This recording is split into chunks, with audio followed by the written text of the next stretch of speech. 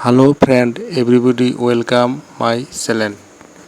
Before the earth existed, before the star filled the night sky, before even time itself began to move, there was nothing.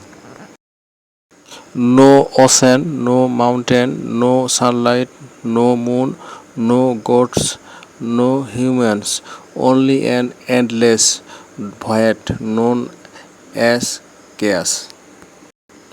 In Greek mythology, chaos was not simply disorder or confusion, it was the first state of existence, a vast, empty abyss stretching infinitely in every direction. There was no up or down, no beginning or end. Everything that would ever exist was hidden within this mysterious emptiness. Then something extraordinary happened. For countless ages, chaos stood alone. From the depth of chaos emerged the first primordial beings, the oldest powers in existence. The first to appear was Gaia, the earth itself. Gaia was not merely a goddess who ruled the earth. She was the earth. Every mountain, valley, forest, and plain would eventually become part of her body. She represented life, stability, and creation. Soon after Gaia came Tartarus, a dark and terrifying abyss deep beneath the earth. Tartarus would later become the prison of the Titans and the most feared region of the underworld.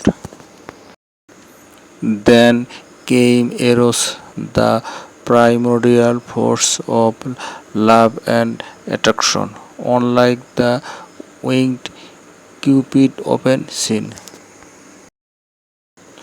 In later stories, this ancient Eros was a powerful cosmic force responsible for bringing beings together and allowing creation to continue from chaos. Also emerged Erebus, the embodiment of darkness, and Nyx, the goddess of night.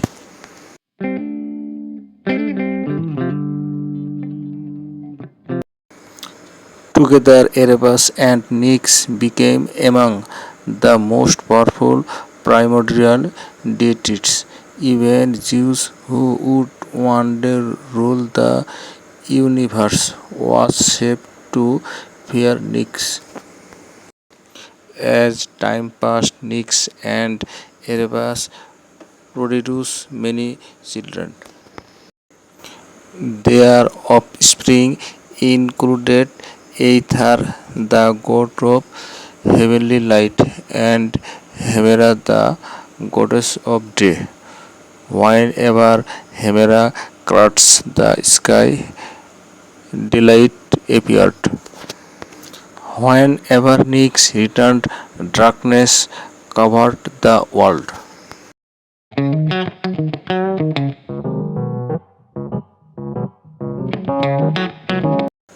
Thus the end night were born. The universe was beginning to take shape, but Gaia, the great earth mother, still felt alone.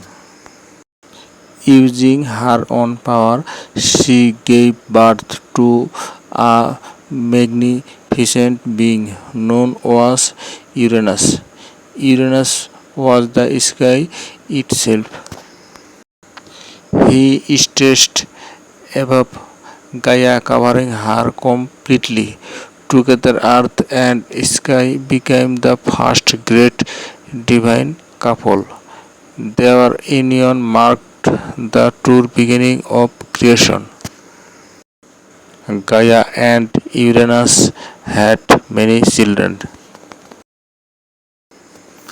Their first children were the mighty Titans. There were 12 Titans in total, mixed male and mixed females. Among them were Oceans, the ruler of the great rivers and oceans.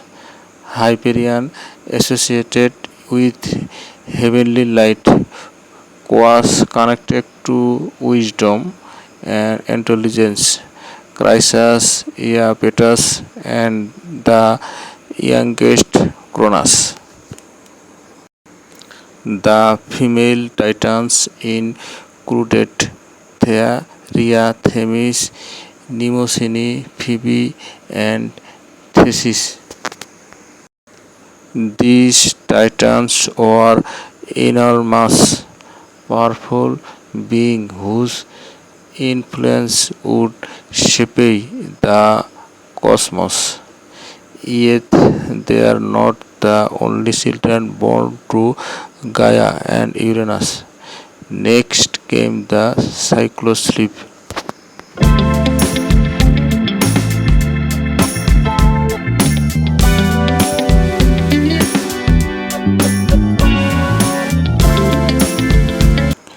The fearsome in appearance, the Cycloship were master craftsmen whose skills would one day help shape the weapons of the gods.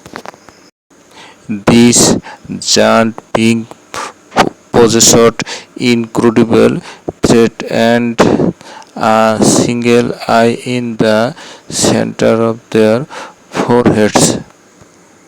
After the psychosleep came another group of children even more terrifying.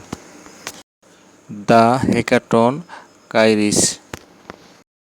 This monstrous giantess is possessed 100 arms and 50 heads. Their immense power made them nearly unstoppable. However, Uranus was horrified by these children. He looked upon the Cyclocid and Hecaton Kairis with fear and disgust. Instead of accepting them, he imprisoned them deep within Gaia's body. Buried in the darkness beneath the earth, this powerful being served endlessly. Gaia felt unimaginable pain. Not only was she physically burdened by their imprisonment, but she also grieved for her children. As centuries passed, her hunger toward Uranus grew stronger. Eventually, Gaia decided something had to change. She gathered her Titan children and revealed a bold plan. Uranus must be overthrown. Many Titans were too afraid to challenge their father. Uranus ruled the heavens and seemed invincible. Only one Titan was willing to act. The youngest son, Cronus, ambitious, clever, and fearless. Cronus volunteered to carry out Gaia's plan. Gaia crafted a mighty sickle from adamant, one of the hardest materials in existence. She handed the weapon to Cronus. Then they waited one night as Uranus descends from the heavens to be with Gaia. Cronus emerged from hiding with a swift and brutal strike. He attacked his father. The heavens shook, the earth trembled, and Uranus was defeated. The rule of the Sky Father had come to an end. As Uranus' blade dropped of his divine blood fell upon the earth.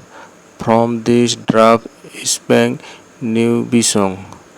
Among them were the Erinis, the spirits of vengeance.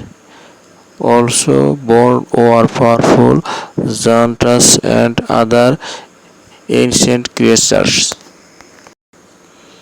Meanwhile, acting to some myths, the sea received part of Uranus' essence from the white foam that foam upon the waves emerged one of the most beautiful goddesses in all mythology, Aphrodite, the goddess of love and beauty. With Uranus gone, Cronus became ruler of the universe. The Titans celebrated their victory. For the first time, a new age had begun, the age of the Titans. Cronus took his sister Rhea as his queen. Together they ruled over a prosper golden as the earth flourished.